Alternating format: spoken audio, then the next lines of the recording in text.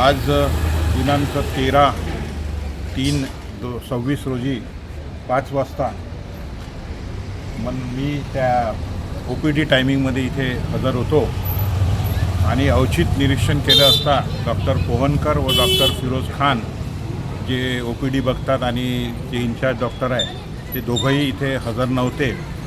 अमरावती महापालिकेचा दवाखाना म्हणजे आता डॉक्टरच हजर नाही तर पेशंट कसे येणार आहे आणि आलेल्या पेशंटला औषधी हे कोण देणार. इतकी दैनंदिन परिस्थिती म्हणजे काय गरीब लोक राहतात, परिसरामध्ये मध्यमवर्गीय लोक राहतात, त्यांच्याकडे दवाखान्यात जाण्याचे पैसे नाही आहे आणि अशा परिस्थितीमध्ये बेजबाबदारपणे डॉक्टर लोक वागत आहे.